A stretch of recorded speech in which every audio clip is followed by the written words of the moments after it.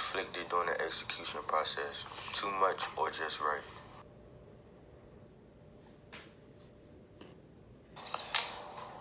The history of the death penalty in America. Capital punishment is another expression for the death penalty, the legal execution of a criminal. The word capital comes from the Latin word for head. In ancient times, capital punishment was often carried out by beheading. This method has never been used in America, but criminals have been put to death by shooting, hanging, electrocution, poison gas, and lethal injection. Today, all of the states with the death penalty use lethal injection. Some states, however, allow one of these other methods as an option. In the American colonies, legal execution took place as early as 1630. As in England, the death penalty was imposed for many crimes, even minor ones such as picking pockets or stealing a loaf of bread. During the 1800s in England, for example, 270 crimes were capital offenses or crimes punishable by death. Thousands of people sometimes attended public hangings. Gradually, however, England and America reduced the number of capital offenses until the main focus was on first-degree murder, murder shown deliberation, willfulness, and premeditation. They also moved execution within the wall of prisons to eliminate the spectacle of public executions. Different types of execution.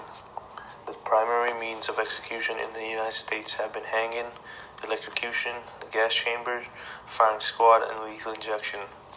The Supreme Court has never found the method of execution to be unconstitutional, though some methods have been declared unconstitutional by state courts. The predominance of lethal injection as a preferred means of execution in all states in the modern era may have put off any judgment by the court regarding all methods. Because of a resistance by drug manufacturers to provide the drugs typically used in lethal injections, some states now allow the use of alternative methods if lethal injection cannot be performed. Controversies surrounding the method to be used have been delayed execution in many states, contributing to an overall decline in the use of the death penalty. To the 1890s, hanging was a primary method of execution used in the United States.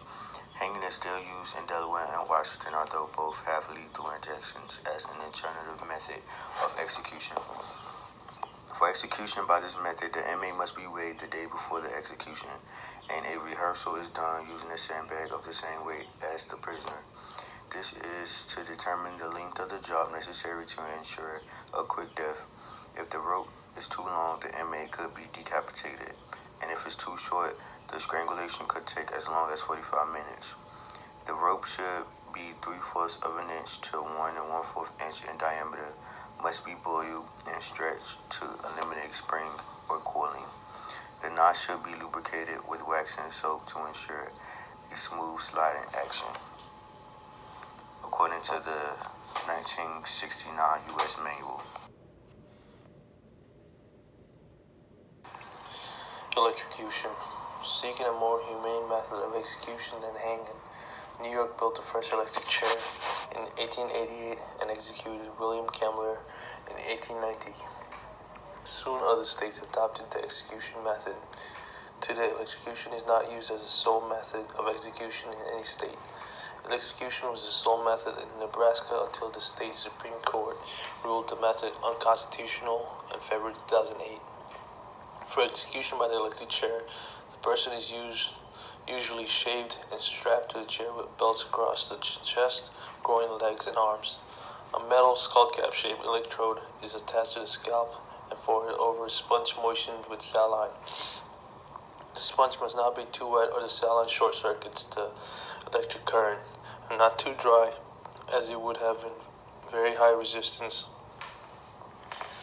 An additional electrode is moistened with conductive jelly and attached to the portion of the prisoner's legs that have been shaved to reduce resistance to electricity.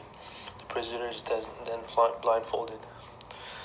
After the execution team has withdrawn to the observation room, the warden signals the executioner, who pulls the handle to connect the power supply. A jolt of between 500 and 2000 volts, which lasts for about 30 seconds, is given.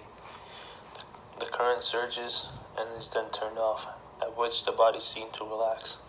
The doctor waits a few seconds for the body to cool down, then check to see if the inmate's heart is still beating. If it is, another jolt is applied. This process continues until the prisoner is dead. The prisoner's hands often grip the chair, and there may be violent movements of the limbs which can result in dislocation or fractures.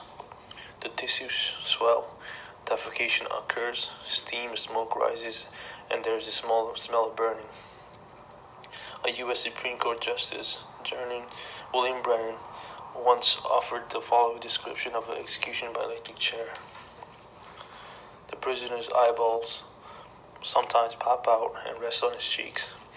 The prisoner often defecates, urinates, and vomits blood and drool. The body turns bright red as the temperature rises, and prisoner's flesh swells and his skin stretches to the point of breaking. Sometimes the prisoner catches fire. Witness hear loud and sustained sound like bacon frying, and the silky sweet smell of burning flesh permeates the chamber.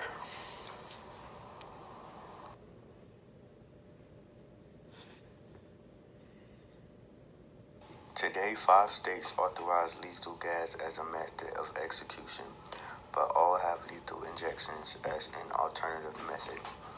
A federal court in California found this method to be cruel and unusual punishment.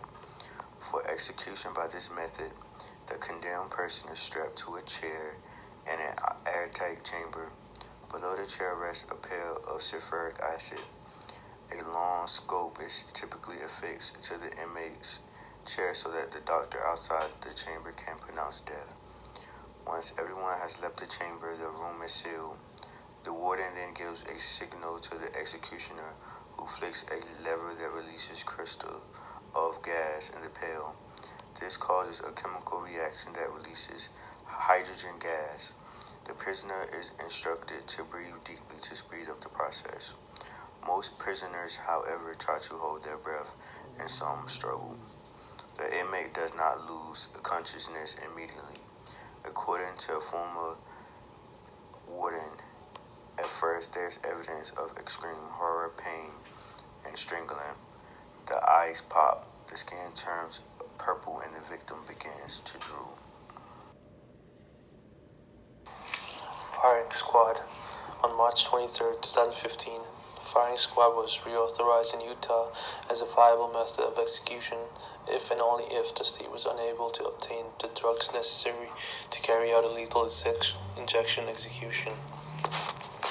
Prior to this reauthorization, firing squad was only a method of execution in Utah if chosen by an inmate before lethal injection became the sole means of execution. The most recent execution by this method was that of Ronnie Gardner.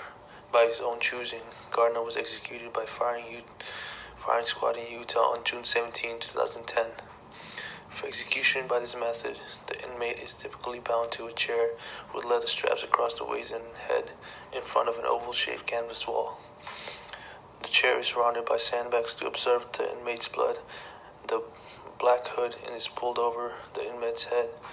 A doctor locates the inmate's heart with a stethoscope and pins a circular white cloth target over it. Standing in an enclosure 20 feet away, 5 shooters are armed with a .30 caliber rifle loaded with single rounds. One of the shooters was given blank rounds. Each of the shooters aims his rifle through a slot in the canvas and fires at the inmate. The prisoner dies as a result of blood loss caused by a rupture of the heart or a large blood vessel or tearing of their lungs. The person shot loses consciousness when shock causes a fall in the supply of blood to the brain. If the shooters miss the heart by accident or intention, the person bleeds to death slowly.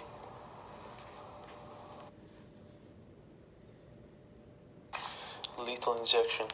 In 1977, Oklahoma became the first state to adopt lethal injection as a means of execution, though it would be 5 more years until Charles Brooke would become the first person executed by lethal injection in Texas on December 22, 1982. Today, all of 32 states have the death penalty using this method. When this method is used, the condemned person, usually bound to a gurney, and a member of the execution team positions several heart monitors on his skin. 2 needles, one is back up, are those inserted into usable veins, usually in the inmate's arms. Long tubes connects the needle through a hole in a cement block, while to several intravenous strips. The first is a harmless saline solution that is started immediately. Then the warden signals and a curtain is raised, exposing the inmate to witness in an adjoining room. Then the inmate is injected with sodium thiopentin, an anesthetic, which puts the inmate to sleep. Next flows povolone or panicronium bromide, which paralyzes the entire muscle system and stops the inmate's breathing. Finally, the flow of the potassium chloride stops the heart. Death results from the anesthetic overdose and respiratory and cardiac arrest while the condemned person is unconscious. Method ethics preclude doctors from participation in execution. However, doctor will certify the inmate is dead. This lack of medical participation can be problematic because often injections are performed by inexperienced technicians or orderlies. If a member of the execution team injects a drug into a muscle instead of the vein, or if the needle becomes clogged, extreme pain can result. Many prisoners have damaged veins resulting from intravenous drug use, and it is sometimes difficult to find a usable vein, resulting in long delays with the inmate remains strapped to the gurney. Is lethal execution the right way to serve justice? The death penalty in the United States is applied in an unfair and unjust manner against people largely dependent on how much money they have, the skill of the attorneys, race of the victim, and where the crime took place. People of color are far more likely to be executed than white people, especially if the victim is white.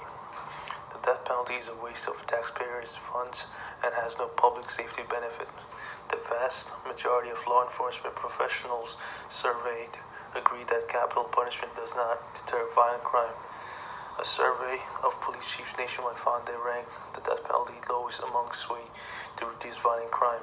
They ranked increasing the number of police officers, reducing drug abuse, and creating a better economy with more jobs higher than the death penalty as the best way to reduce violence. The FBI has found the states with the death penalty have the highest murder rates. Innocent people are too often sentenced to death. Since 1973, over 156 people have been released from death rows in 26 states because of innocence. Nationally, at least one person is exonerated for every 10 that are executed.